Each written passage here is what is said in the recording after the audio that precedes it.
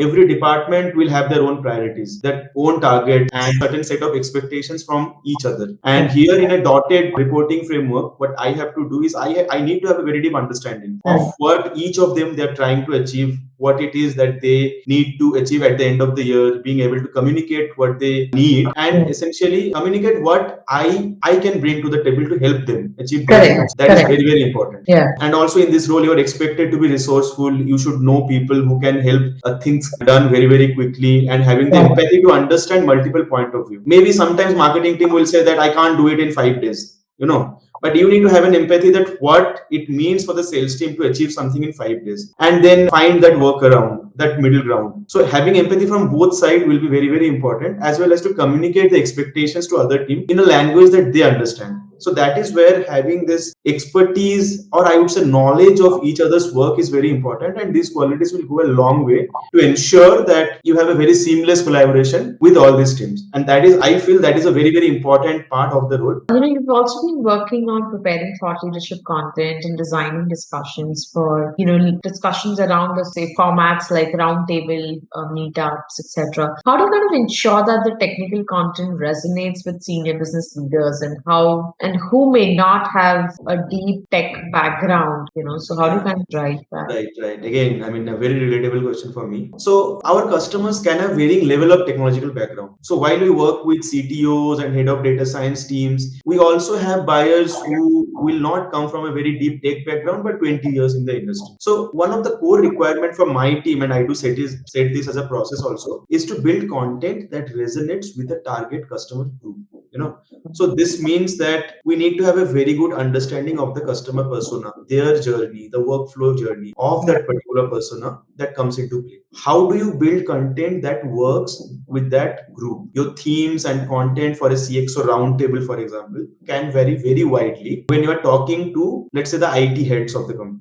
So across the sales cycle also, or to different buying journey, these things keep changing. One rule of thumb that we follow is that we work on to ensure that I'm adding value to the reader. Whoever is my target audience, first understand who is this person and then add value to the reader. That consumer has to come out of the content getting a bit of more value than what he or she entered in. So once you have a good understanding of what the reader wants to learn and what value he or she is trying to extract, you'll be able to connect better with them. And then the rest of the part is how do you build it, build the content accordingly, and then you create your content plan that works. So I think, understanding the persona and then building, keeping their need in mind is the most crucial part. Okay, interesting. And up with Gen AI evolving so quickly, how do you stay ahead of the curve in terms of market research and product messaging? And also because there's so much that's happening on social media, and even from a marketing standpoint, everything's become so easy. What trends are you watching closely in the next 12 to 18 months with us? So what I found out is keeping our head straight and trying and understanding what customer wants next is the best way. Everything comes after that. So having a very close eye on the customer feedback that we are getting,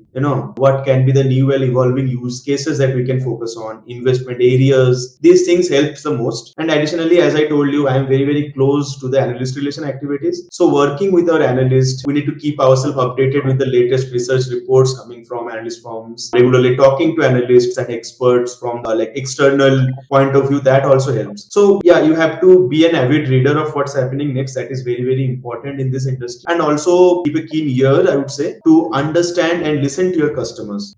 And the trends I am looking forward to the most, I'll say, is agentic AI. I'm looking forward to the revolution that it is bringing in the industry and how it is redefining the autonomous decision making. It can be a topic for a subsequent discussion. But many AI stalwarts, including Microsoft boss Satya Nadella, they're very bullish about agentic AI and how it can change the work. I'm looking forward to how it is going to do the same, the disrupt decision making, especially for the BFSI business unit. So I think that can be my input about it. Okay, cool. Fantastic. This has been a good conversation, Arvind. Thank you for joining us today for At the Mainstream. I have a small segment which I always like to do after my interview, which is a rapid fire segment. Okay. I have a few questions that I would want to ask you as a rapid fire. Whatever comes first in your mind is something that we would love to hear. So, are you ready? Yeah, I'll try my best. Let's see. Okay, super. Yeah. What's the first app you check in the morning? Reddit. All right. Okay. One Gen AI tool you can't live without outside your work tools. I would say Copilot. And if I have to like add a couple of comments about it, what I have seen is there are other Gen AI tools from ChatGPT to Gemini and everything, which is very good when you work. But if you want to have a conversation, Copilot has a very good conversational AI where you can just talk about things. If you are thinking about something, how can you build a particular report? Or let's say right now, if you're studying about something, you don't understand it and you want to talk to an expert. So from that point of view, I have seen Copilot working very, very well from a conversational point of view. Yeah. Superb.